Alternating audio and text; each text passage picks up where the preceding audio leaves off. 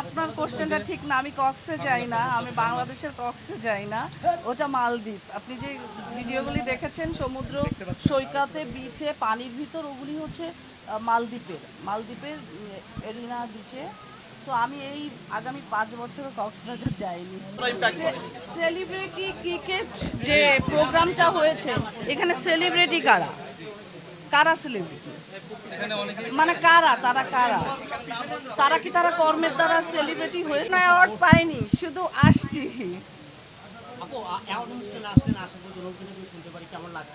না আমার না, আপনাদের দেখে অনেক ভালো লাগছে, এত জার্নালিস্ট এত মানুষ অনেক দিন পরে, ভালো লাগছে। আপনার কোশ্চেনটা ঠিক না। আমি কক্সে যাই না, আমি বাংলাদেশের কক্সে যাই না, ওটা মালদ্বীপ। আপনি যে ভিডিওগুলি দেখেছেন সমুদ্র সৈকতে বিচে পানির ভিতর, ওগুলি হচ্ছে মালদ্বীপের এরিনা বিচে। সো আমি এই আগামী 5 বছরও কক্সবাজার যাইনি। আমরা যেহেতু শিল্পী, একজন শিল্পীকে যেভাবে মানে যে পরিস্থিতিতে নুসরাত ফারিয়া পড়েছিল, এটা একটা অত্যন্ত দুঃখজনক ঘটনা। আমরা শিল্পী সমিতির যারাই সদস্য ছিল এবং শিল্পীরা ছিল, সবাই অনুতপ্ত এবং দুঃখিত। তারপরেও বলবো যে বিষয়টা যেহেতু আমরা শিল্পী ছিলাম, একটু কনসিডার করা যেত।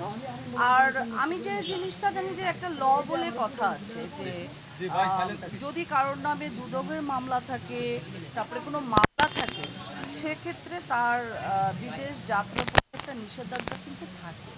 তো আমার মনে হয় নুসরাত ফারিয়া সেটা জানতো না, কিংবা এটা হয়তো বা সে অবগত ছিল না।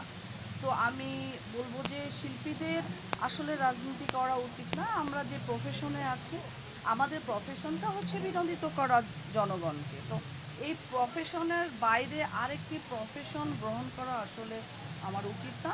যদি কেউ রাজনীতি করতে চায়, আমার মনে হয় চলচ্চিত্র পেশাটাকে কুইট করে দেন আলাদা পেশায় যাওয়া উচিত।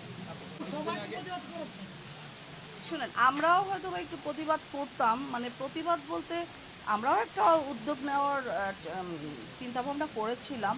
যেহেতু আমাদের কমিটিতে 21 জন আমরা, সো সকলের সম্মিলিত মতামত নেওয়ার একটি প্রস্তুতি চলছিল। ইন দ্য মিন টাইম তো নুসরাত ফারিয়া ছাড়া পেয়েছে, তাকে তো জামিন দিয়ে দিয়েছে।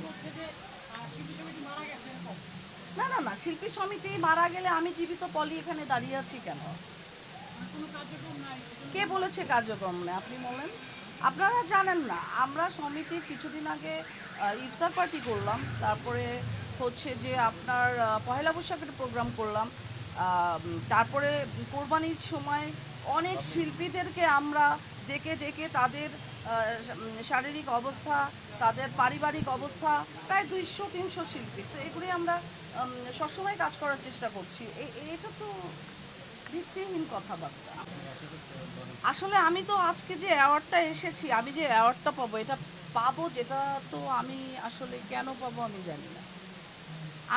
আপনারা দেখে থাকবেন যে আমি অ্যাওয়ার্ড প্রোগ্রামগুলিতে ওরকম যাই না। কেন যাই না আমি আপনাকে বলি। অ্যাওয়ার্ড কারা পায় বলেন তো? অ্যাওয়ার্ড তারা পায়, কাজ দিয়ে পায়, যারা রানিং কাজ করে। হ্যাঁ, আর আমরা অ্যাওয়ার্ড পেতে পারি হচ্ছে আজীবন সম্মাননা, এইটার কারণে আমরা অ্যাওয়ার্ড পেতে পারি। সো রানিং তো কারো হাতে কাজই নেই, তাহলে কিসের ভিত্তিতে অ্যাওয়ার্ড দেওয়া হচ্ছে এটা তো আমি বলতে পারি না। বাট আমি এখানে কেন এসেছি, আমি অ্যাওয়ার্ড দিতে আসিনি। আমার তুর্কি ভাইয়ের সাথে একটা ভালো সম্পর্ক, ভাইয়াকে অনেক স্নেহ করি, ভালোবাসি। আসলে তার অনারে আজকে এখানে আসা, বাট এই অ্যাওয়ার্ড পেয়ে আমি খুশি না, কারণ আমি এখন রানিং কোনো কাজ করিনি, যার প্রতিদান স্বরূপ আমি অ্যাওয়ার্ড পাচ্ছি। আমি যখন কাজ করতাম তখন যদি আমি অ্যাওয়ার্ড পেতাম, তাহলে আমি বলবো যে আমি সেটা ডিজার্ভ করি, আমি অ্যাওয়ার্ডটা ডিজার্ভ করি, বাট নট নাও, এখন না। বাট এটাও বলতে পারেন যে অ্যাওয়ার্ড হচ্ছে একটা উসিলা মাত্র। অ্যাওয়ার্ডের মাধ্যম দিয়ে সবাই আসছে, এই যে সবার সাথে সবার কানেকশন হচ্ছে, এটাও একটা অন্যতম কারণ হতে পারে। আপু, যে বেশ কিছু সিনেমা মুক্তি পাচ্ছে, আর তাণ্ডব সিনেমার ট্রেইলার কি দেখা হয়েছিল? টেইলার তো একটা মুখোশ দেখলাম, ঝলক, ভালো লাগছে। মানে বাচ্চারা মজা পাবে, ছোট ছোট বাচ্চা যারা আছে। আমার মনে হয় এবার সাকিব খানের দর্শক হতে যাচ্ছে বাংলাদেশের জিএমজি যে জেনারেশন তারা। আমি তো বারবার বলে আসছি, শিল্পী সমিতির কাজ না চলচ্চিত্র মেক করা। শিল্পী সমিতি হচ্ছে শিল্পীদের ভালো মন্দ বিচার করবে। শিল্পীরা তার ন্যায্য পাওনা কোনো প্রডিউসারের কাছ থেকে পেয়েছে কিনা, শিল্পীকে কোথাও হেনস্থ করেছে কিনা, শিল্পীকে কোথাও অবমূল্যায়ন করেছে কিনা। শিল্পী সমিতির কাজ না চলচ্চিত্র তৈরি করা, বারবার বলছি। অবশ্যই অবশ্যই, কারণ একটি বিগ বাজেটের সিনেমা যখন হবে তখন সমসাময়িক যারা চলচ্চিত্রে নায়ক নায়িকা যারা ফেমাস থাকবে তাদেরই তো কাস্টিং করবে। সেক্ষেত্রে তো যে কাস্টিংটা নুসরাত ফারিয়াকে নেওয়া হয়েছে সেটা তো অনেক বুঝে শুনে, ওটা ও ডিজার্ভ করে, ওই ক্যারেক্টারটা ও ফুটিয়ে তুলতে পারবে, ওইভাবেই নেওয়া হয়েছে।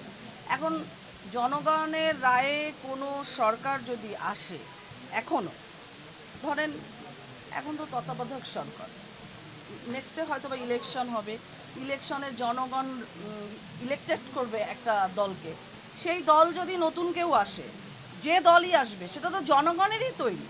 আমি ব্যক্তিপলিত তৈরি না, আমার ব্যক্তিগত ভালো লাগা ভালোবাসা কোনো দলের প্রতি থাকতে পারে, অবশ্যই আছে, থাকবে।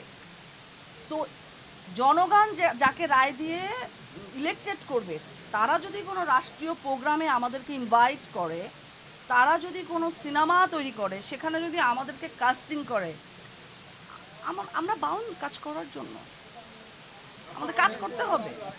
এবং এটা তো তাহলে রাষ্ট্রকে অবমূল্যায়ন করা হবে। একজন শিল্পী তার ব্যক্তিগত নেতা নেত্রীদের পছন্দ করতেই পারে, সে ভালোবাসতেই পারে, তার ভালোবাসার দল হতেই পারে, কিন্তু সেটা না আসলে চাটকারিতা আকারে কিংবা তেল মারা আকারে প্রকাশ না করলেই ভালো। তো শিল্পী অবশ্যই রাজনীতি করবে, সেটা চলচ্চিত্র ত্যাগ করে করা উচিত। শিল্পী পরিচয় বহন করে এটা শিল্প সত্তাকে আসলে অবমূল্যায়ন করা হয়। অবশ্যই এটা বিরূপ প্রতিক্রিয়া হয়েছে, কারণ আমরা যারা শিল্পী, আমরা তো অন্যায় কিছু করিনি। আজও শুনেছেন কোনো শিল্পী দুর্নীতি করেছে? কিংবা আজও কি শুনেছেন কোনো শিল্পী ধর্ষণ করেছেন, অরাজকতা করেছেন? না। শিল্পীরা আসলেই ফুলের মতো, শিল্পীদের একটা নরম মন আছে, শিল্পীরা ভালোবাসতে জানে, আর শিল্পীদের তৈরিও করে কিন্তু জনগণ। এই বাংলাদেশের 22 কোটি জনগণ এখন বর্তমানে যারা আছেন, তারাই কিন্তু চলচ্চিত্র দেখেন, তারাই নেতা নেত্রী আবিষ্কার করেন বা তৈরি করেন। তো সেক্ষেত্রে আমি বলবো যে শিল্পীদের অ্যাকচুয়ালি শিল্পচর্চায় নিজেকে নিয়োজিত রাখা উচিত, কারণ একজন শিল্পীর মুখের কথার অনেক মূল্য। একটা সাধারণ জনগণ একটি কথা কিংবা একটি বাইট দিলে সেটা কেউ অ্যাকসেপ্ট করবে না, কিন্তু একজন নায়িকা কিংবা একজন অভিনেত্রী যখন একটি কিছু করবে, একটা বাইট দিবে কিংবা কোনো একটা বার্তা দিবে, সেটা খুব সাদরে কুইক জনগণ গ্রহণ করবে। সেক্ষেত্রে অবশ্যই বিচক্ষণতার পরিচয় আমাদের শিল্পীদের দেওয়া উচিত। আর যাদের নামেই আমি বলবো যে হত্যা মামলা, তারপরে বিভিন্ন মামলা দেওয়া হয়েছে, তো শিল্পীরা কাউকে হত্যা করতে পারে না।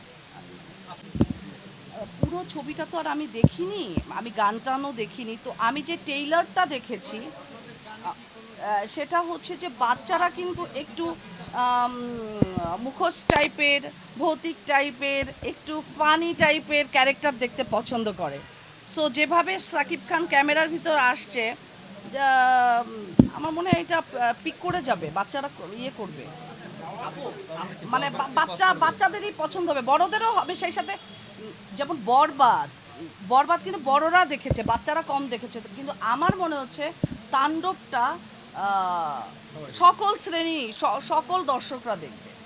এরকম যদি হয়, আমি তো আসলে স্টোরি জানি না, গল্প জানি না, কিছুই জানি না, আমার যতটুকু আমি দেখার ওইখান থেকে আমি মতামতটা ব্যক্ত করেছি। তো আমার মনে হয় যে আরও যদি রিল দেখি, আরও গান টান দেখি, তাহলে হয়তো বা আমি বলতে পারবো চলবে, সেটা চলবে, তাকে আটকানো যাবে না। দর্শক যে সিনেমা গ্রহণ করবে চলবে, 120 টাকা না 10 টাকা হলেও চলতে পারে।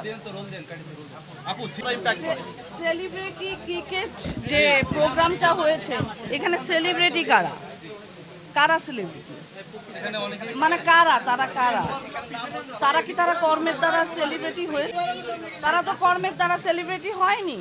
আমি কাউকে চিনি না, আমি দুই একজনকে চিনি, আমি তো চিনি না। এবং এইটা জনগণও অনেক বিরূপ প্রতিক্রিয়া করে। উনি ঠিক আছে চিত্রনায়ক সিয়াম, কিন্তু 80%কেই তো আমরা চিনি না। সেলিব্রিটির শব্দটা অনেক বড়, অনেক বড়। সেলিব্রিটি এই ওয়ার্ডটা যে আবিষ্কার করেছে সেটা অনেক চিন্তা ভাবনা করে সেলিব্রিটি শব্দটা আসলে আবিষ্কার হয়েছে। সেটার এত মর্যাদাহীনভাবে এটাকে ইউজ করা হয় ভাবতেই খারাপ লাগে। না, খোলামেলা পোশাক তো সিনেমাতেও হয়, যুগে যুগে পুরো বিশ্বে হচ্ছে। তো না না না না, বাই প্রফেশনালি আমার কমার্শিয়াল অবশ্যই অ্যাকসেপ্টেড। আচ্ছা, যেহেতু যুগ চেঞ্জ হচ্ছে একটু কি, আমি ওরকম দেখিনি ভাইয়া, না দেখে কি